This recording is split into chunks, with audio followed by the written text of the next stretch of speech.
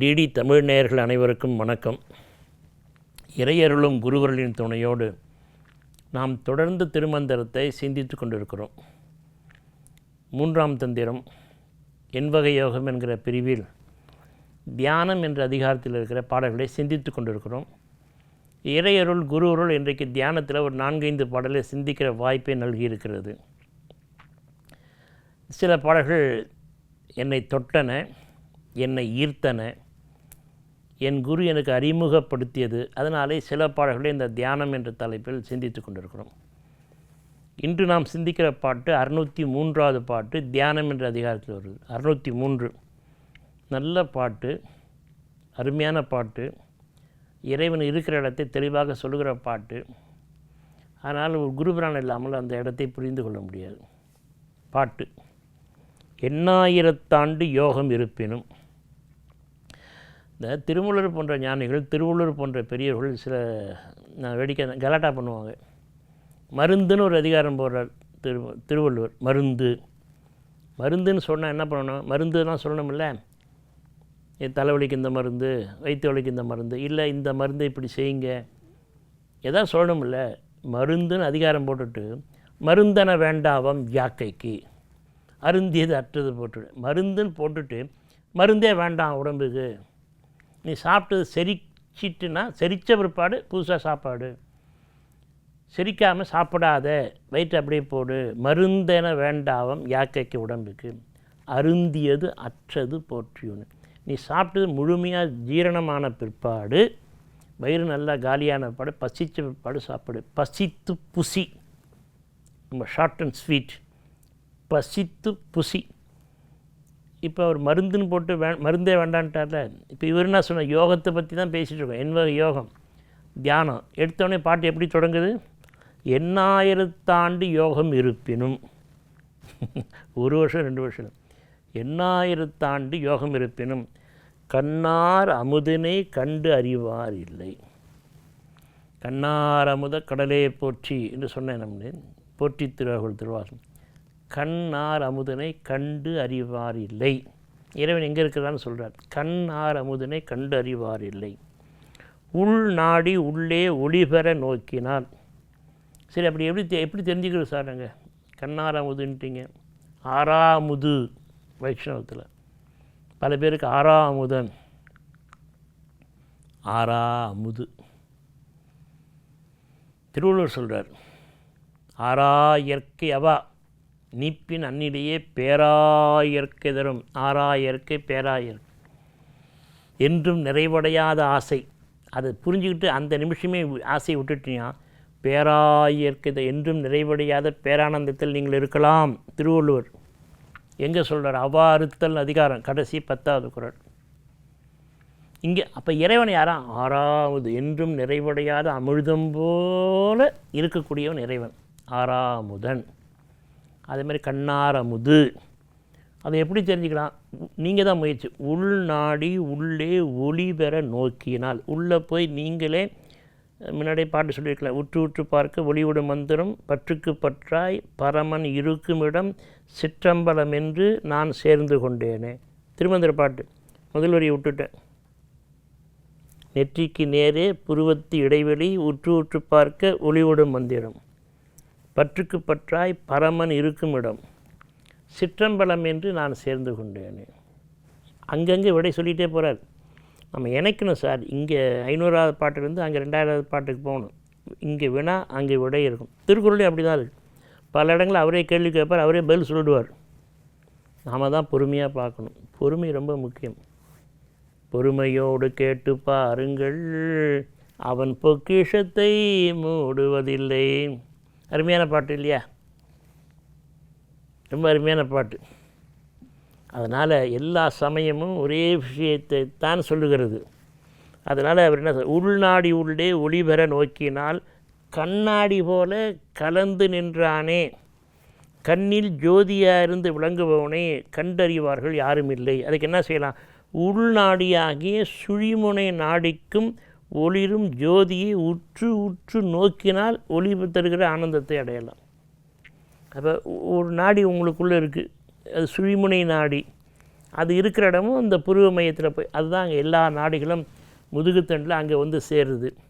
முதுகுத்தண்டில் தொடங்குகிற இடம் ரொம்ப முக்கியமான இடம். அங்கே முதல் 4-5 டிஸ்க்கு கொஞ்சம் கலாட் ஆகிடுச்சுன்னா உடம்பெல்லாம் ஒன்று ஒன்றா சிக்கலாகிடும். முதுகுத்தண்டு ரொம்ப முக்கியம். முடிஞ்ச வரைக்கும் அவங்கவுங்க பாதுகாத்துக்க வேண்டியது தான். அவசரப்பட்டு முதுகுத்தண்டில் கை வச்சிட வேண்டாம். டாக்டரை பார்த்து டாக்டருடைய அறிவுரையோடு செய்யலாம். கண்ணாடி போல கலந்திருந்தான், கண்ணாடியில் நம் முகம் தெரிவது போல நம்ம உள்ளே கலந்து நிற்கும் சிவனை காணலாம். இப்போ நீங்கள் கண்ணாடியில் பார்க்குறீங்க, முகம்லாம் திருத்திக்கிறீங்க, மேக்கப் போட்டுக்கிறோம், எல்லாம் தெரியுது கண்ணாடியில். அதே மாதிரி சிவருமான நீங்கள் உங்களுக்குள்ளே பார்க்கலாம், உங்கள் கண்ணாடியில் பார்க்கலாம். உங்கள் கண்ணாடி எது? உங்களுடைய கண் எல்லாவற்றையும் பார்க்குது, உலகத்தில் இருக்கிற எல்லா பொருளையும் காட்டுது, ஆனால் உங்களை காட்டாது. நம்ம பார்க்க முடியாது, ஆனால் எல்லாத்தையும் பார்க்கலாம். இப்போ நீங்கள் என்ன பார்த்துக்கிட்டு இருக்கீங்க, ஆனால் உங்களை பார்க்கலாம். எப்போ? உங்கள் முன்னாடி ஒரு கண்ணாடியை வச்சிங்கன்னா கண்ணாடியில் உங்கள் முகம் தெரிய போகுது. எப்படி அது? சங்க இலக்கியத்தில் கலித்தொகையில் ஒரு பாட்டில் இந்த நுட்பம் வருது. தலைவி வெக்கப்பட்டு தலையை குனிஞ்சிக்கல, கல்யாணம் நடக்குது. தோழி சொல்கிறேன், என்ன இப்படி தலையை குனிஞ்சிட்ருக்கேன், நல்லா கொஞ்சம் பாரு, உங்கள் தலைவன் இருக்கார், எல்லோரும் இருக்காங்க, பாரு பாரு, ரொம்ப வெக்கப்பட்டு தலையை குனிஞ்சிக்கிறியே. அவர் சிரிச்சுட்டு இப்படியே பார்க்க மாட்டேன், நாணம். ஒரு வரி சொன்னால் பாருங்கள், புலவர் எழுதுகிறார், பரவாயில்ல நான் பார்க்கணுன்னு அவசியம் இல்லை, ஒன்றை பார்க்குறல, உன் கண்ணையே ஆடியாக வைத்து எல்லாத்தையும் நான் பார்த்துக்கிட்டேங்கிறார். ரொம்ப நுட்பமான செய்தி. கலித்தொகையில் அந்த தோழி எல்லாத்தையும் பார்க்குறல, அவள் கண்களில் இது தெரியுதான். சில சினிமாவில் காட்டுவாங்க, கண்களுக்குள்ளே அது காட்சி தெரிவதை லென்ஸு கொண்டு காமிப்பாங்க. என்னால் மறக்க முடியாத ஒரு விஷயம், ஏன்னா இனிமேல் நீங்கள் பார்க்கலாம், அது எல்லாம் யூடியூப்பில் இருக்குது. மகாபாரதம் இப்போ லேட்டஸ்ட்டாக வந்த சீரியல், இப்போ அண்மையில் முடிந்த சீரியலில் விஸ்வரூப தரிசனத்தை காமிக்கிறார் அர்ஜுனனுக்கு. இந்த விஸ்வரூப தரிசனத்தை கீழே அர்ஜுனை உட்காந்து இப்படி பார்க்குறாரு.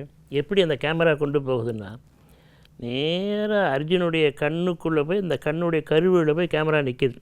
கருவிலேருந்து எல்லா விஸ்வரூபமும் அப்படியே வருது. அப்படி தான் அந்த மகாபாரத சீரியலில் காமிச்சாங்க. பார்த்தவங்களுக்கு தெரியும், இல்லை இனிமேல் நீங்கள் யூடியூப்பில் போய் பாருங்கள். விஸ்வரூபம் முடிஞ்ச உடனே அந்த எல்லாம் காமிச்சு, விஸ்வம்னா உலகம், உலகத்தில் இருக்கிற 84 எல்லா உயிர்களும் அப்படியே உருவம்லாம் அப்படியே திருப்பி அர்ஜுனன் கருவியில் கொண்டாந்து முடியும். இது மகாபாரதம் நாம் பார்த்தது, நீங்களும் பார்த்துருக்கலாம், யூடியூப்பில் அது இருக்குது, வேணால் பார்த்துக்கலாம். அப்போ கண் ஆடி, அதான் கண்ணாடி. இப்போது வள்ளல் பெருமான் அருட்பிரகாஷ் வள்ளலார் எந்த கண்ணாடியில் ஆறுமுகத்தை பார்த்தாருன்னு தெரிஞ்சுக்கலாம். இப்போது இங்கே தான் சென்னையில் வீட்டில் மாடியில் கண்ணாடியை வச்சு திருத்தணி முருகனை தரிசனம் பண்ணார்.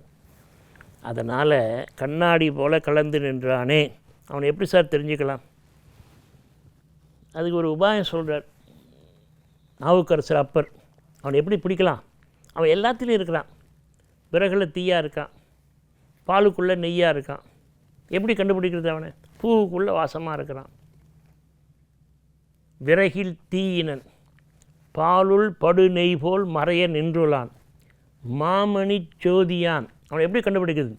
உறவுகோல் நட்டு அவனை அடைய வேண்டும் என்ற ஒரே வேட்கையோட உறவுகோல் நட்டு உணர்வு கயிற்றினால் முருக வாங்கி கடைய முன்னிற்குமே. நீங்கள் உணர்வு சிறந்து அழுது அடி பிடிக்கிற பொழுது அவன் உடையாந்த முன்னே நின்றுடுவான். அப்படித்தான் எல்லா புராணமும் சொல்லுது. இறைவனை நீங்கள் தேடணும் அவசியம் இல்லை, உட்கார்ந்த இடத்துலேருந்து அவனை பிடிக்கலாம். அன்பு தான், உணர்வு தான். உணர்வு சிறக்க நினைவு தவத்திலே அவனை கட்ட சகாதேவன் அப்படி தானே கட்டி முடித்தார். இறைவன் ஓடி கட்டு போட்டான். நான் கட்டு போட்டு விட்டேன், என்னை விட்டுடுப்பா சகாதேவா, என்னை விட்டுடுன்னு கேட்குறாருல. எப்படி? அதுதான், எனக்குள் நீ இருப்பது அறியாமல் காடும் மலையும் அலைந்து திரிந்தேன் பராபரியமே. குணங்குடி மஸ்தான் சாஹிப். எல்லா ஞானிகளும் ஒரே கருத்தைத்தான் ஆழமாக அழுத்தமாக பதிவு செய்திருக்கிறார்கள். எனவே பெருமக்களே, ஓடி அலைவது, ஓடி உட்கலந்த ஜோதியே நாடி நாட்களும் கழிந்து போய் சிவாய்க்கர். அதனால் உங்களுக்குள்ளே இருக்கிற பொருள், உங்களுக்குள்ளே இருக்கிற கண்ணார் அமுது, உங்களுக்குள்ளே இருக்கிற உள் நாடி, அந்த கண்ணாடியில் அந்த பரம்பொருளை வள்ளலார் தரிசித்தது போல தரிசனம் செய்வோம். காண்போம், காட்சி பெறுவோம், கவலைகளெல்லாம் மறப்போம், உய்தி பெறுவோம், உயர்வோம். வணக்கம்.